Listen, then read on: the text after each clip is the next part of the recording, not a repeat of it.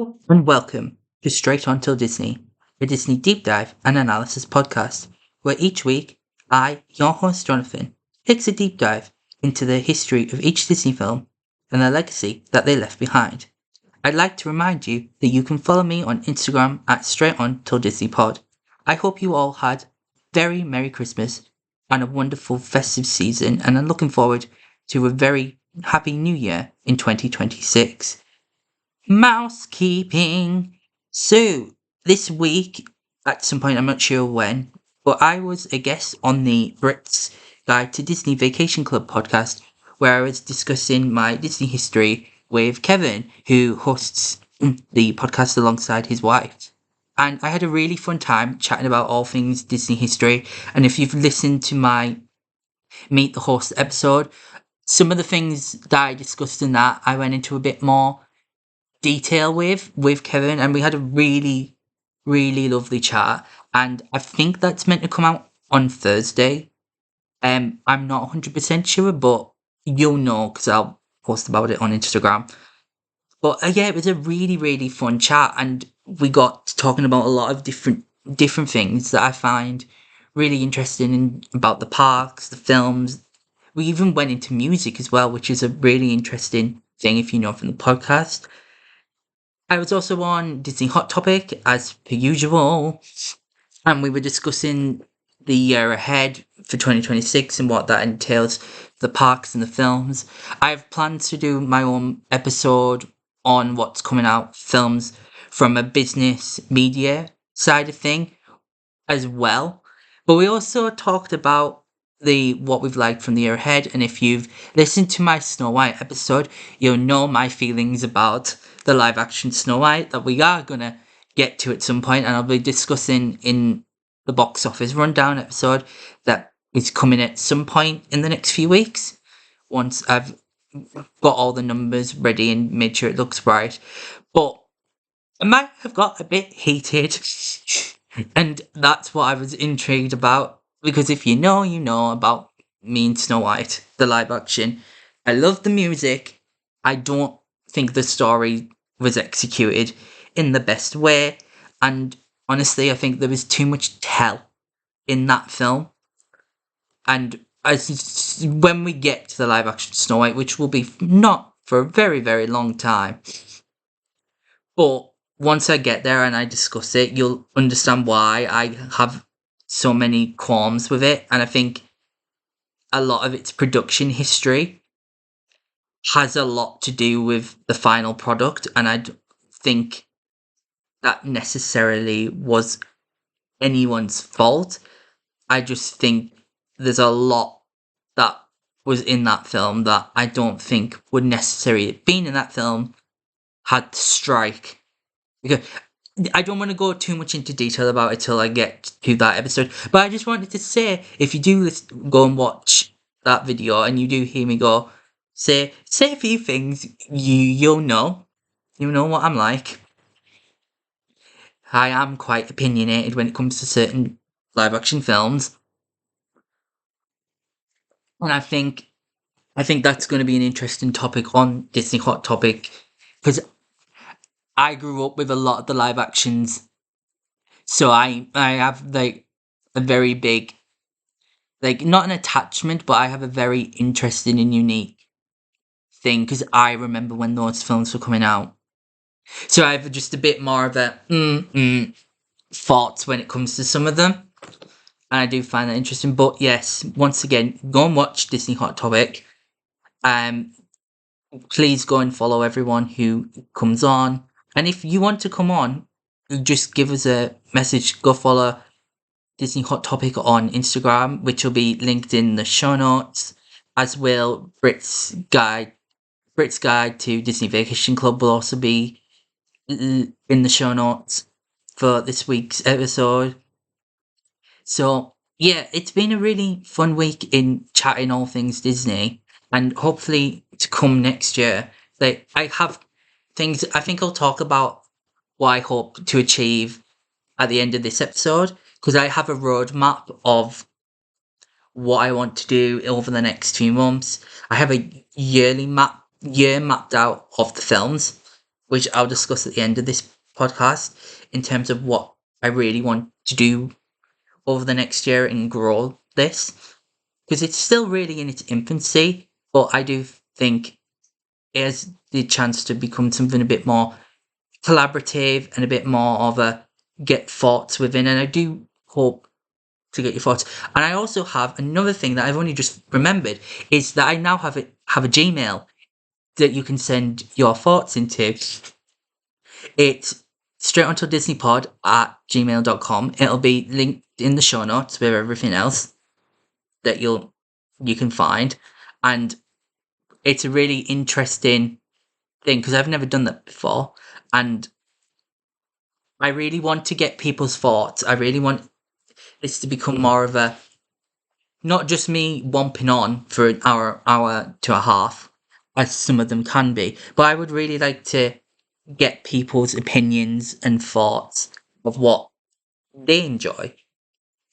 Tell me if I'm wrong on things. Make me question things in a different light that I think of, because I'm coming from a 21st century perspective of I never grew up with these films, so I'm coming at it from the eyes of a younger audience. But I really do want to get people's thoughts and opinions across in a much more unique and interesting thing. So, this week's episode is Bambi. Yeah, we're there. I think the most traumatic death of any Disney film. And what that death... I think if... The thing with Bambi is, if you say the word Bambi, the instant thing you think of is Bambi's mother's death. And I think that is so synonymous with this film, as is the characters, the story. That is your instant thought. And I do find that really interesting to think about and develop. Of, even to this day, like, we're coming up in the next few years to its 80th, 90th anniversaries. And even to this day, you still have Disney fans that know that death. I think even if you're not a Disney fan, you know that death, Bambi's mother's death, because it was so ingrained in people's childhoods. So, the film. So, Bambi was directed by David D. Hand, who was a supervising director, James Alger, Bill Roberts, Norman Wright, Sam Armstrong, Paul Satterfield, Graham Hyde. The film was produced by Walt Disney. The story was by Pierce, Larry Morey, George Starlins, Melvin Shaw, Hal Palberg, Chuck Couch, and Ralph Wright. The film stars Donnie Donegan, Peter Bear, Stan Alexander, Paula Winslow, Will Wright, Cami King, and Fred Shields. The music was composed by Frank Churchill and Edward Plum. Its studios was Walt Disney Productions. The film was released August 9th, 1942 at its London premiere, and released August 13th, 1942 as its general release. The film's running time is 70 minutes and was released in English. It had a budget of $2 million, and its gross revenue was $267,447,150. Bambi is the fifth feature in the Disney animation canon, and it is based on Felix Saltern's 1923 novel Bambi. Ein Lebenswitschit aus dem Wald. I have just butchered that, so somebody out there will know how to pronounce that properly. The plot of Bambi centers on the young Bambi, who learns to grow up in the forest after his mother is shot by a man. For the film, Disney took the liberty of changing Bambi's species into a white-tailed deer from his original species of deer, of the roe deer, which is quite interesting to think about. Since the deer do not inhabit the United States, that's a really interesting, and I think one of the best ways of an adaptation is that you're still telling the same story, but you're making it a bit more realistic for audiences to understand and think about. And the white-tailed deer is more familiar to Americans, which obviously will make audiences understand and see something that they know, that they're going to go, oh, I'll go see this film because I understand that character. And I find that quite interesting to think about in terms of the ideology. And was a very smart decision on Disney's part to do so. So, Bambi was released also on August 21st, 1942, during the Second World War, and it was the last Disney animation film to be a single narrative format until nearly 8 years later with Cinderella, and obviously that's due to the war, that audiences weren't able to go to the cinemas, they weren't able to sit. It's very understandable why they shifted to the short form of the next few releases when we get to them and discuss them. And obviously, it's also a decrease in resources from the war. And it also caused the studio to make the package features, such as the Free Campbellos, Salidas Amigas, which we'll touch on about over the next few weeks into the new year. And they now And the film this is something interesting. The film was a major catalyst in what people now see as environmental films, as well as Walt Disney's favorite of his animated films alongside Dumbo, which I find quite interesting that the animal ones are the ones that he had this real affinity for, and he was really invested in those types of films. And I do find that that is quite unique and interesting to think about, of how they were able to tell these beautiful, wonderful stories with these anthropomorphic characters. And obviously, that heightens back to the early days of Mickey, Minnie, Pluto, of these anthropomorphic beings able to emote the emotions of humans and feel things. The film received 3 Academy Award nominations for Best Sound, Best Song for Love Is a Song, and Original Musical Score, which is wonderful to think about. So, where are we at now? So, in June 2008, the American Film Institute presented a list of the 10 top 10, the best 10 films in each of the 10 classic American film genres. After polling over 1,500 people from the creative community, the film placed third in animation in December 2011. In December 2011, the film was added to the National Film Registry of the Library of Congress for being culturally, historically, and aesthetically significant, which I find really fascinating to think about, is that this film really resonated with audiences to a point where it has become this cultural phenomenon. A direct-to-video midquel, which I'll touch on about later on, was released in 2006.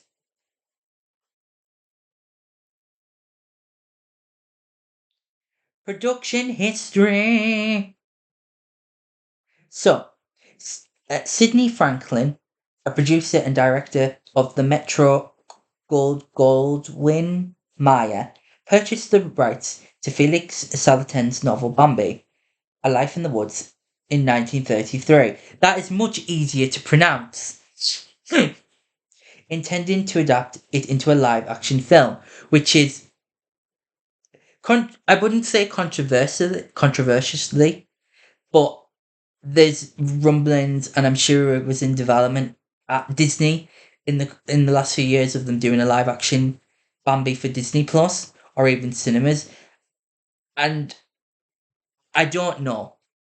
I think I have a bit of a problem with the live action films that are The Lion King, Dumbo, there's just something about them that I'm like, I don't know if we need this. And with Bambi, I don't know if I need a Bambi live action, but it'll happen. However, deciding it would be too difficult to make such a film, he sold the film rights to Walt Disney in April 1937.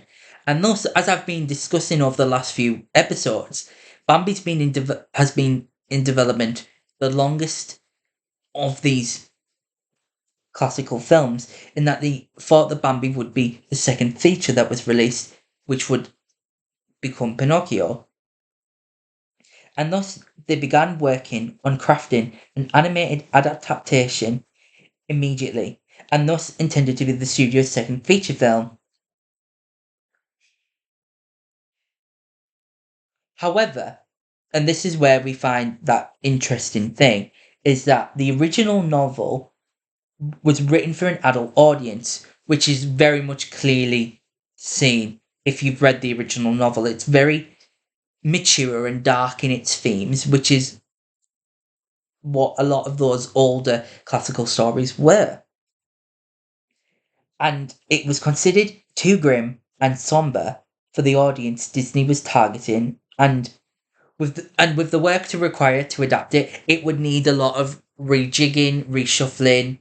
It would need to be retooled for the demographic that Disney was targeting, the young audiences, and thus that's why it took a long time for it to become, and thus and that is why the production for it was left on hold for Disney. And in 1938, Disney assigned Hess and Carl Falberg to work on the film storyboard, but attention was soon drawn away as the studio began working on Fantasia. Finally, on August 17th, 1939, production on Bambi would begin in earnest, though progressed slowly due to the change of the studio, personally, location, and methodology of handling animation at this time, and also the Second World War was imminent in America. The writing was completed in July 1940, by which time the film's budget had swelled to 858,000.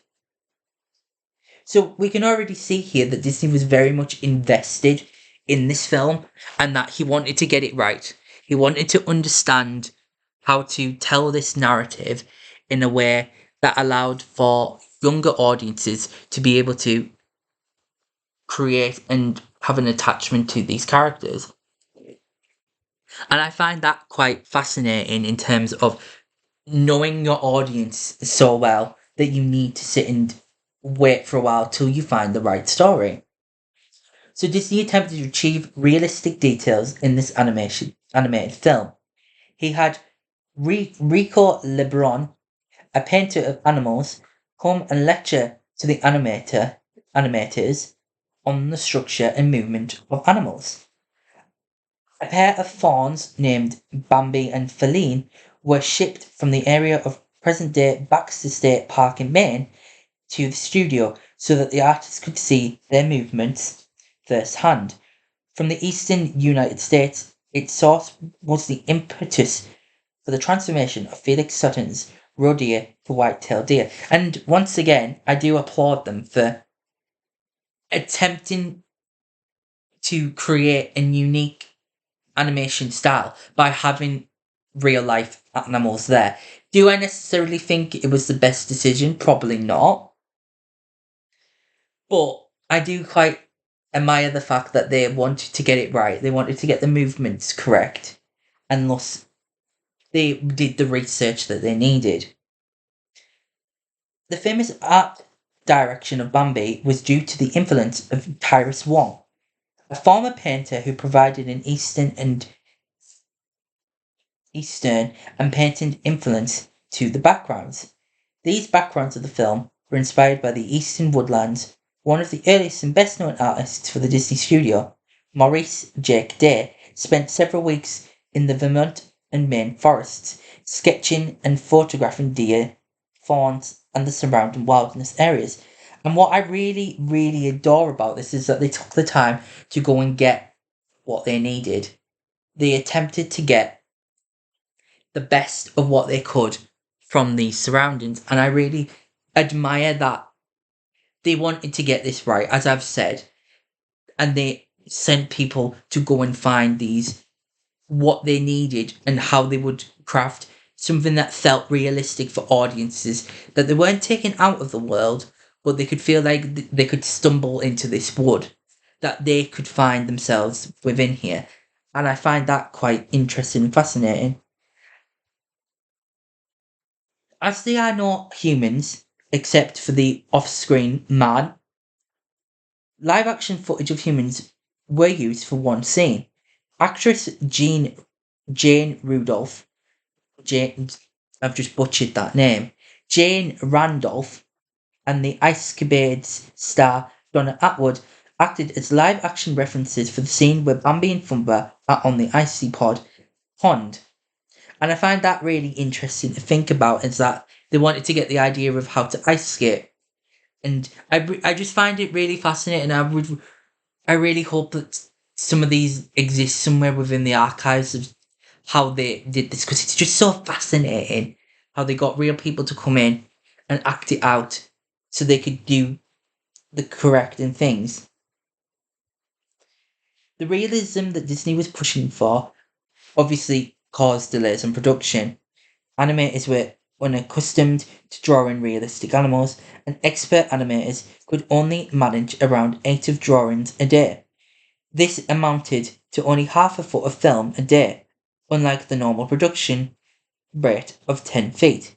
This equated less than a second of film versus over 13 seconds, and I find that incredibly interesting to think about, of that this film took a lot to get it to where it needed to be. Although the film's release was an initial financial loss for the studio, the animators learned a lot during its production that they'd utilise in future projects, which is, as I'll come on in a moment to talk about, is that they now knew how to do this. They now knew, they'd learned what they needed to do, they'd learned mistakes of how to craft, how it was just a learning progress. And I find that incredibly unique and fascinating to think about.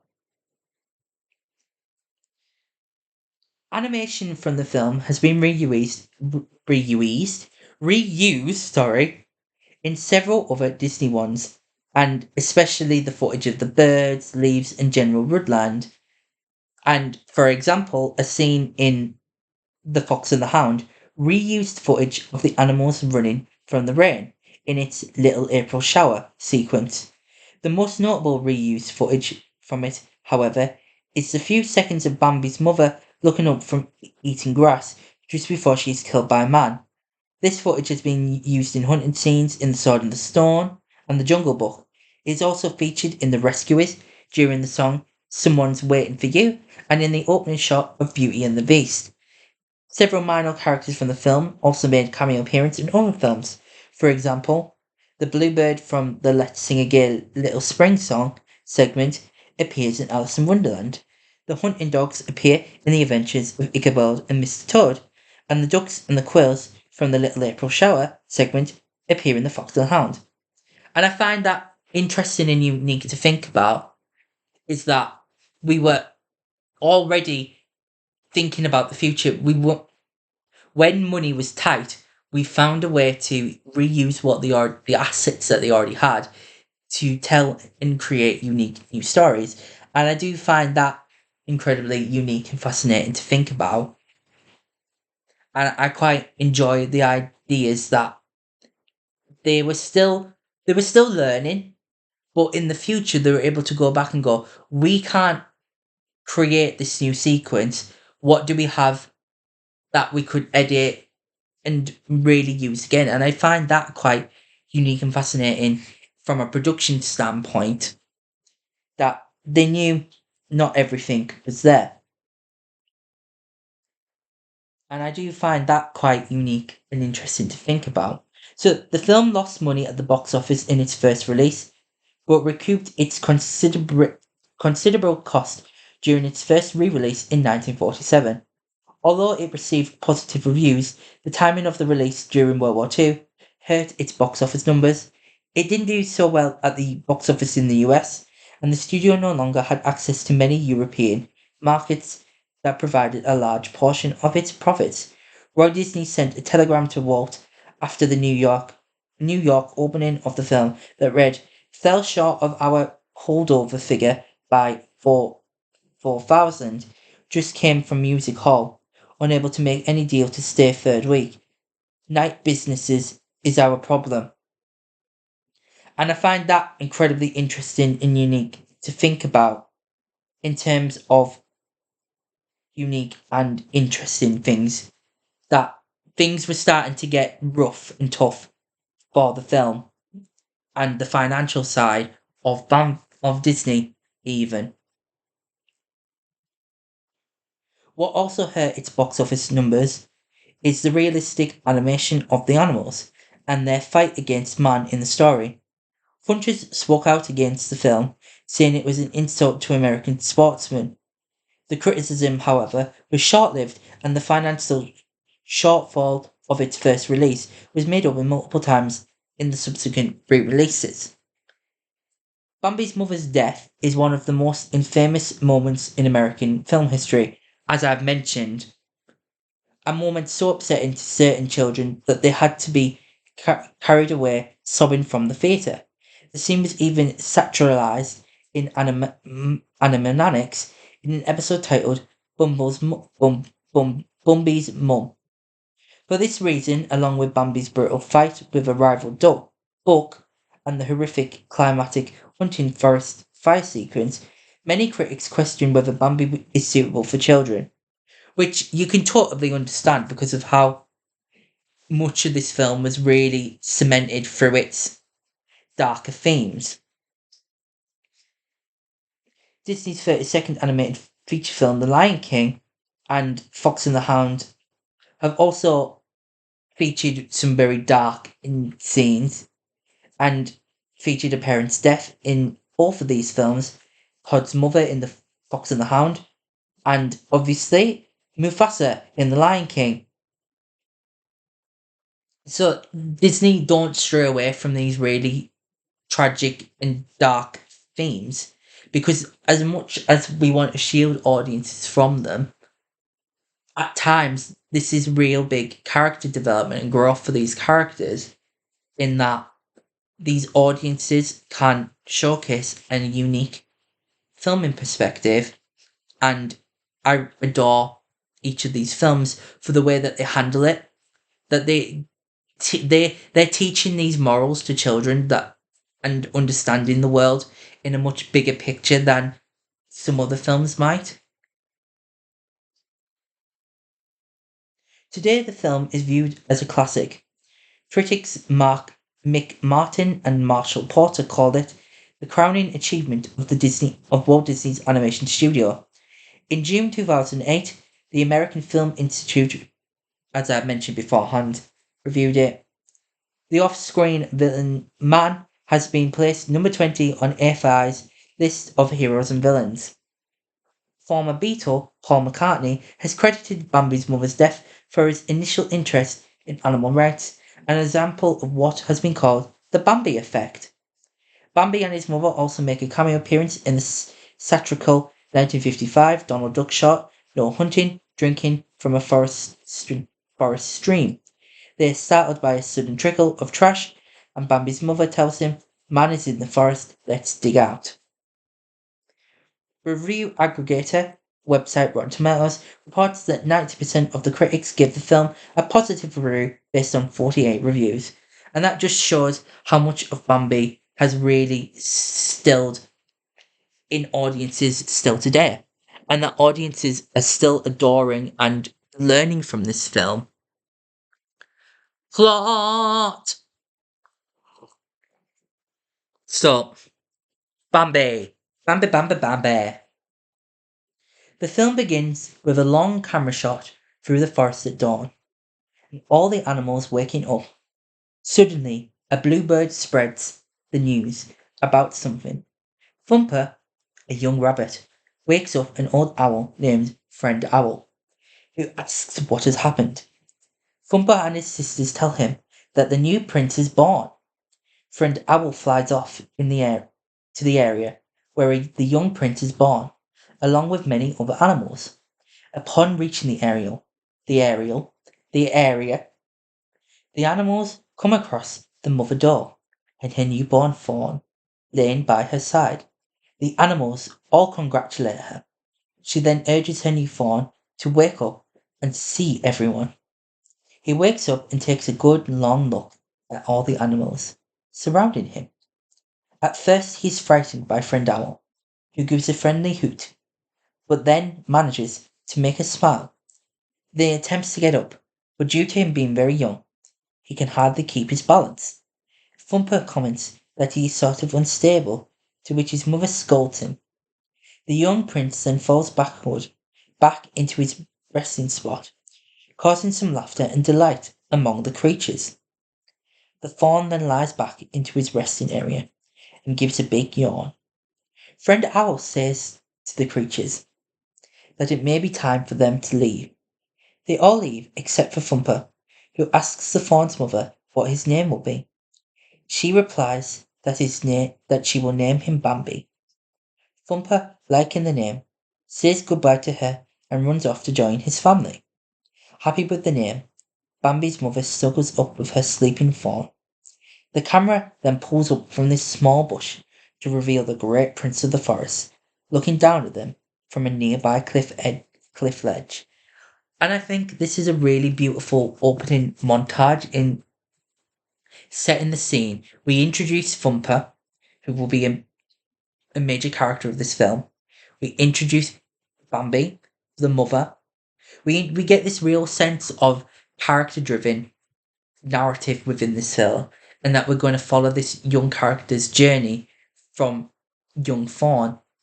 And I really think that that's a really unique and interesting way of telling this story without you're allowing audiences to grow up with this character, and that at certain points of this film, certain audiences can relate to, can understand where each of these characters come from. And I find that really unique and fascinating to think about. A few days later, Bambi and his mother are taking a walk through the forest. Bambi falls behind a little, getting distracted by some greeting animal neighbours. When trying to catch up to his mother, he gets stuck on a tall, thick blade of grass and slips. Upon seeing him fall, Thumper and his family run over to the young prince, asking his mother if he is all right. She replies that he's doing fine.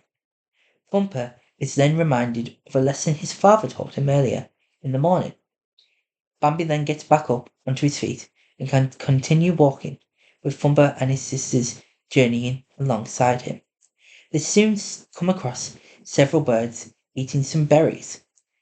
Thumper then teaches Bambi how to say bird, who does not get it right the first time, but with some encouragement from his sisters, he is able to say it, shouting out on the top of his lungs, bird. Happy with his success, Thumper and his sisters run off, tell Bambi's mother and their mother what the young prince's first word was, while Bambi runs off chasing a butterfly, thinking it to be a bird. Thumper tells him that it's not a bird, but a butterfly. The butterfly flies off, leaving Bambi to think that the huge yellow flower in front of him was the butterfly he saw. Thumper then tells him that it is a flower. Bambi tries smelling the flowers of a small field, but comes face to face with a young skunk. Bambi calls him a flower, which leaves Thumper rolling over his backside with laughter. The skunk, however, says he's fine with being called a flower, which makes the baby fawn very happy. And that is really what we get from this sequence, is Bambi making friends. His first real friends in both Flower and Thumper, and his Thumper's sisters, in that he's starting to get a real sense of the world that he lives within, and the people and the neighbours that surround him. And I find that quite unique and interesting, that we're allowing to take the time to develop these characters. We're not going full throttle into the overarching themes. We're allowing this story to grow slowly and gently into what it's going to become. The day grows late, and it is time for Thumper to return home, leaving Bambi back with his mother. Off in the distance, a thunderstorm is gathering and coming closer. He is then awakened by the noise of some nearby raindrops, which then form a small brook flowing right past his resting area. Soon the whole forest is alive with raindrops, dropping about. The creatures living in the forest run for shelter from the falling water. Suddenly, the violent part of the storm comes when lightning bolts flash about in a bright flash of light and produces many loud noises, leaving Bambi frightened. Soon the storm departs and the sunrise, off in the distance, is slowly seen. Bambi, now asleep next to his mother, sighed, snuggles up with his mother, as the last drops of the storm fall into the nearby overflowing brook. And I really like this sequence because you're allowing audiences to get this real sense of the world, that the rain is very much a character, the weather's very much a character in this film, as is the rain, the lightning, the thunder, and you're allowing to see how Bambi reacts to each of these scenarios and get a real understanding of the world that they found themselves within. And I really, really enjoy that aspect of this film. And it's very much slept upon of how character driven this film is. The next scene opens up a few weeks later, when Bambi is now capable of speaking. His mother is going to take him to the meadow. Bambi, who has never been to the meadow before, is eager to go, but his mother stops and tells him that the meadow is also a dangerous place. She tells him to stay behind the thicket while she looks around to see if the place is safe. After a long moment of silence, which is broken by a flock of birds flying in toward grass, the wild field appears to be safe. Bambi then runs out and tries to catch up with his mother, who runs off fast, playing with him. After a while, Bambi walks off and finds Thumper and his family grazing on greens and flowers, to which he briefly joins in. Thumper suggests that Bambi eat the blossoms, but before he can eat one of the blossoms, his mother reminds him of his father's advice about eating the blossoms and leaving the greens, to which the little bunny reluctantly recites that eating greens is a special treat, as it makes long ears and big feet, making up the fact that it is awful stuff to eat. Before Bambi can eat more greens, a frog leaps from the vegetation, croaking, "Watch out!" He follows the frog over to a small pool of water, which the frog jumps in. Bambi, however, is left out on the shore, staring at his never before seen reflection. He tries to sample the scent, fails. Suddenly, another reflection appears to his side. He looks up at the unknown source, which turns out to be another fawn, a female fawn.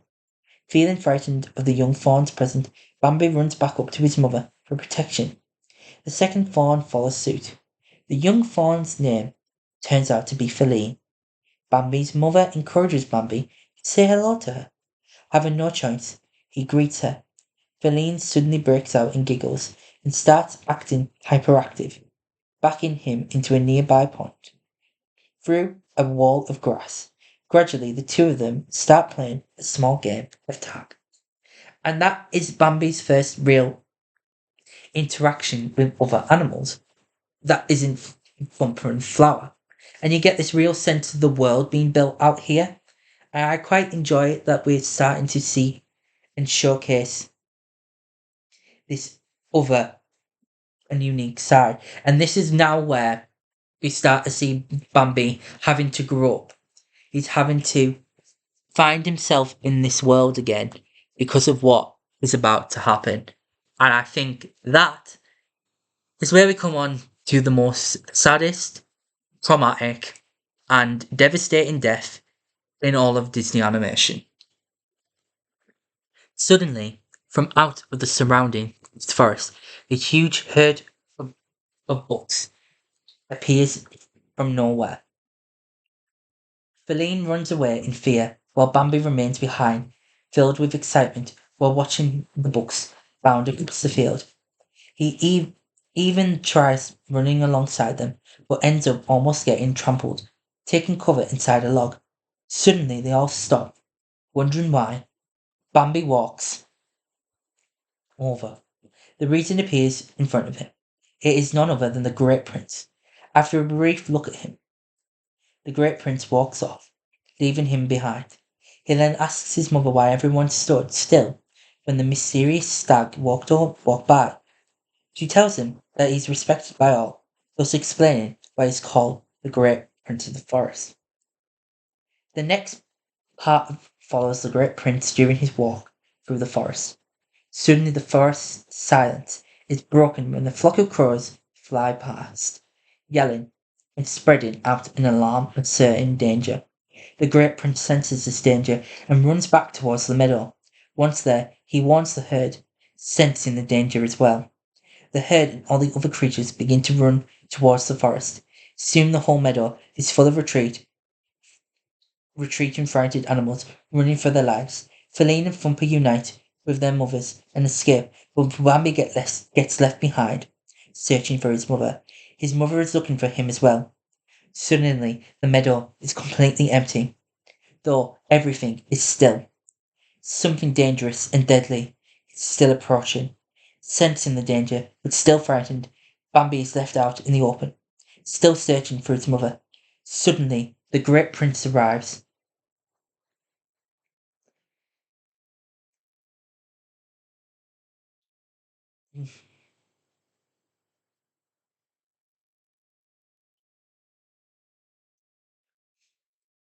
From behind him and escorts him and his mother to the safety of the forest. Off in the distance, a loud gunshot is heard. A few minutes later, Bambi's mother exits the entrance of the den and looks around. Seeing no danger, she tells Bambi everything is all right. Bambi asks her what has happened and why everyone ran. After a moment of silence, his mother replies, "Man was in the forest." Autumn arrives and leaves are seen falling, and as the deer walk alongside a stream, Bambi stops in his tracks and watches the leaves fall onto the water. More leaves fall down to the final two leaves, which soon descend to the ground. During winter, Bambi discovers snow. While Bambi looks around snow, he sees Thumper sliding on the ice.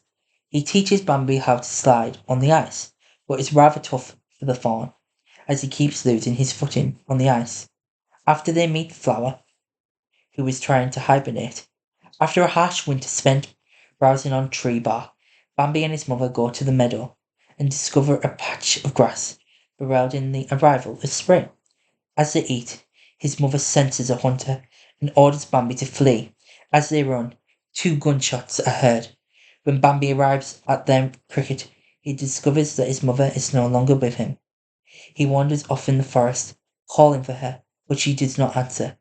As snow starts to fall beforehand, the Great Prince appears from him and says, "Your mother can't be with you anymore," and leads the heartbroken Bambi away, and also says, "Come, my son," revealing himself as Bambi's father as the snowflakes continue to fall.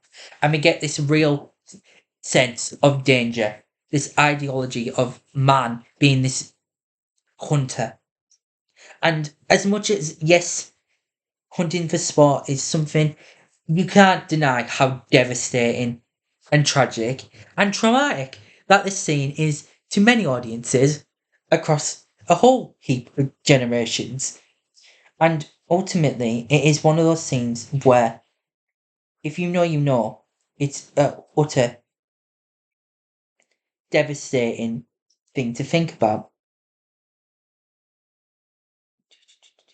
Years later, it is mating season, and everyone is in love, although their romance disrupts friend Owl from his sleep, forcing him to retreat to a smaller tree. When he tries to sleep, a young buck, Bambi, is seen rubbing his antlers on the tree, shaking it about. He's soon reunited with Thumper and Flower as a pair of bluebirds fly around them. Though they resolve not to be twitter-pated, which friend Owl taught them, like the other animals, in love. Flower is the first to fall in love with a female skunk named Petunia, and leaves with her, their tails poking out of the flower beds, when Flower turns to his friends and chuckles sheepishly before turning away. Thumper shakes his head with a dismayed expression and states twitter-patted before he and Bambi move on, off. Thumper is next to be courted by another rabbit, a doe a little larger than himself, who is named Miss Bunny. Bambi is disgusted until he runs into a now grown-up feline, while he tries to drink from a pond, and they become a couple. As they happily dance and flirt through the woods, an older and larger buck named Ronno appears and tries to force Feline to go with him. Bambi and Ronno then begin to have a duel, each of them competing for Feline, though he initially struggles due to him being thrown to the ground 4 times. Bambi's rage gives him the strength and determination to defeat Ronno by throwing him off a cliff and into a river below. His victory assured, Bambi leaves the scene with Feline. Then they frolic about romantically that night. Which, I don't know what to think about that. Now throwing animals off a cliff, frolicking about romantically. Honestly, Bambi's grown up. I don't remember this bit because you don't really think about Bambi as a grown up because Bambi as a fawn is what is universally recognized as Bambi. Weeks later, Bambi is awoken by the smell of smoke and walks to the edge of a cliff to investigate. His father explains that man has returned to the forest and that there are many of them now, and they must go deep into the forest. Bambi immediately searches for Feline, who herself is looking for him beforehand. A flock of crows give warning messages of the danger, to which the animals take heed and find cover. Suddenly, gunshots are heard, when a terrified pheasant tries to retreat to the air, and the animals run for their lives as Feline and Bambi look for one another. Feline evades a bullet and is soon chased by a pack of hunting dogs. She tries to lose the dogs, but one of the dogs ambushes her from her escape route, and she jumps up a rocky outcrop and is trapped, calling out for help. Bambi finds her in time to fight them off, allowing Feline to jump off the outcrop and escape. With her safe and the dogs disposed of, he runs away to safety, but is shot in the leg as he leaps over a ravine and wounded. The Great Prince finds him there and urges him back to his feet. Together they escape the forest fire, which the hunters have started due to having left their camp unattended for far too long, and go to a small island in a lake where the other animals, including Feline, have taken refuge. Bambi reunites with Feline. Moments later, at the end, the fire has died down, and Friend Owl can be seen sleeping on his tree, only for Thumper and his 4 daughters to disturb him by thumping their feet on a log. When Friend Owl asks what is up, Flower reminds him of something important, and ushers his only child, named after Bambi, to hurry as everyone races into the thicket for a big surprise. Feline has recently given birth to twin fawns, a boy named Dino, and a girl named Gurry. Friend Owl compliments that he has never seen a more likely looking pair of fawns, stating that Bambi would be very proud. Bambi stands watching on a cliff, and the Great Prince silently turns and moves away from Bambi's place. As he allows him to take his place, and the new Great Prince looks on proudly, watching his newborn twins, just as his father did to him at his own birth. And that's how the film ends. And I really like this idea of the circle of life, which the Lion King will create a much more meaningful and more it it harpers on more.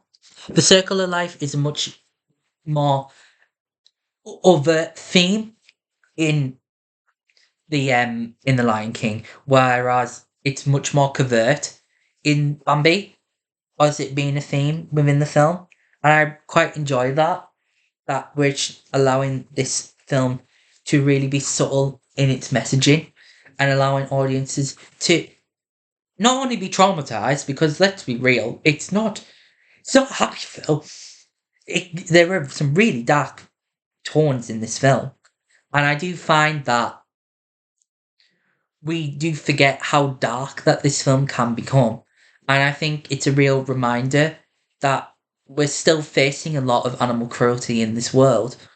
And I think audiences should be re reinvulcated. Like, I've reminded of this film, and I do think, as much as I don't think a live action is needed, I do think the tale of Bambi has been forgotten about a lot by mainstream audiences, and I think it needs to come back and remind us once again of the way that we treat animals.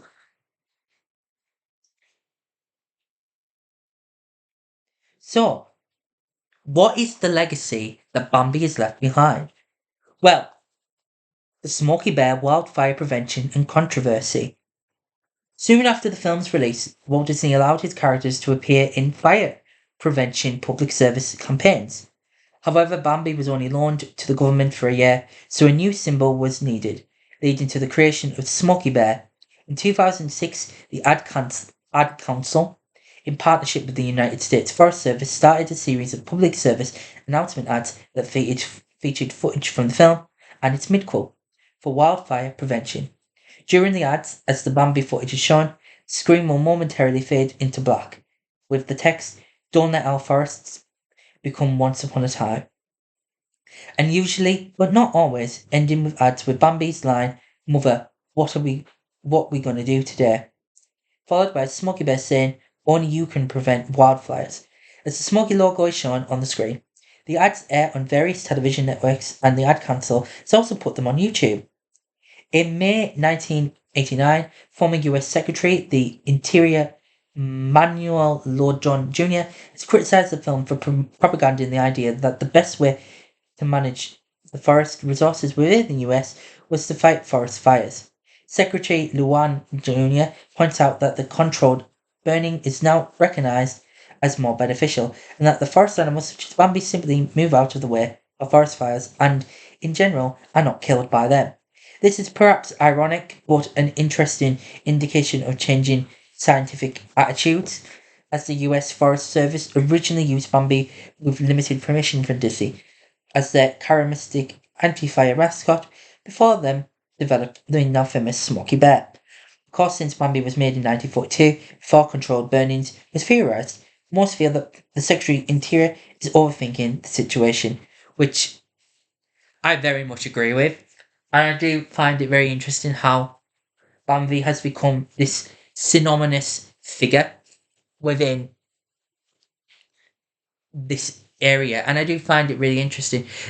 So when it comes down to it, Bambi has this legacy of really, eh, not really emotionalizing, but kickstarting a lot of animal rights, and I think also environmental factors play into this, and I really find that interesting and unique to think about. That this film really has this strong legacy because Bambi, you can't really find a lot of Bambi within the parks, which I find quite interesting. Bambi and Thumper are always part of the Epcot Flower and Festival Gardens festival. So that's like the really only major thing that I could find. But if you know anything about Bambi within the parks, and please feel free to let me know, and I'll discuss it in a future podcast. But I couldn't find too much, and I find that really interesting to think about. And that's really it when it comes down to Bambi in terms of its film. And I find that it's really interesting that we're still in this kind of environmental with a lot of animal rights has changed over the years, over the decades. But I do think that we still have a lot to go when it comes to Bambi. I do think that this film really needs to be cemented more within the world that we now live in, and especially the times that we find ourselves in. And Bambi has never been more relevant when it comes to the rights of animals. And as much as we want to discuss that, I do think that we should be showing this film more and ultimately allowing this film to have much more of a bigger impact on society that it once had. And I do find that interesting. So that is Bambi. If you have any thoughts, please email me at straightontildisneypod@gmail.com. So 2026 for the podcast. What have I got planned? Well, what I've got planned over the next few weeks, obviously, we'll be continuing the weekly release of the films. So coming up, January 6th will be Salidas Amigas, then 3. So each Tuesday, I intend to keep that as the release date for the main show. I'm hoping to do some bonus podcasts. As you all know, I've got the box office rundown coming at some point where I'm going to discuss the box office success when it comes to everything that came out in 2025. I also want to discuss my hopes, predictions, thoughts on everything coming in 2026 when it comes to films. Because I have thoughts. I have some very big thoughts and intrigues from a media, film, business. There's things that I'm intrigued about, especially Avengers Doomsday. I also have plans to do a full deep dive on Avengers Doomsday when the final trailers come out over the Avatar period being in cinemas. And I want to have a deep dive into comic book lore, what types of comics that they're potentially using for the base for adapting that film. Because Doomsday doesn't have like a set comic that Secret Wars has. Secret Wars, which comes out in 2027, has 2 separate runs that it can pull from. Doomsday has a bit of a trickier task, which is why I'm intrigued at what they're going to do with it. We also have Toy Story 5, which I'm intrigued. I know a lot of people are going, why do we need another Toy Story film? But I think the story, as I'll discuss in a future podcast, I think the story is very relevant. I think it's in very safe hands with Andrew Stanton. And if you're a Pixar nerd, you know who Andrew Stanton is. What else do I want to do with the podcast? I've got some ideas. Obviously, we're getting Villains Land and Monsters Inc. Land. And I want to do a deep dive into those and what I would love, what I hope. And they'll be each of their own podcasts. I think the main thing I want and hope to bring next year is getting guests on. I really want to get guests on. I really want to sit down and chat and discuss the Disney films, the Disney lore. I want to know what your thoughts are. I want to know Disney films. I want to get people on to discuss what their favourite Disney films are. What's some of the films that they don't necessarily like. What is their era of Disney that they adore. And I really want to do a much more deeper dive and have that as bonus podcast, potentially getting people on the main show and getting them to watch a film and deep diving it that way. And I do find that will bring some really interesting thing. I also want to hopefully go on some other podcasts. You know, I'm on Disney Hot Topic. I'll be on Brit's Guide to Disney Vacation Club, where Kevin is trying to get me to buy DVC, and he'll continue pestering me. So he pesters everyone. So hello, Kevin, if you're listening. But yeah, I really want to get on some other podcasts and want to really push this because this is like one of my main outlets for work as well at the moment. And I really want to develop and discuss. But what else have I got planned for 2026? I'll be at the Pixar Mundo Experience in May for that meetup. We have a meetup planned, Disney meetup in August planned for a certain someone's birthday. you know who you know.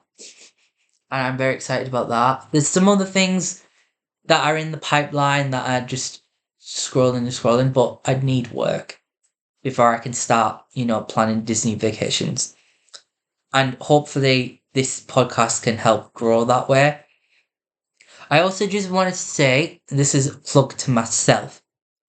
If you find this podcast, you may see that I have a radio play called Slightly Sighted, and I would really love it if you could take the time and give that a listen as well, because that is something that I made this last year and is one of my really successful and one of my crowning good goals this year.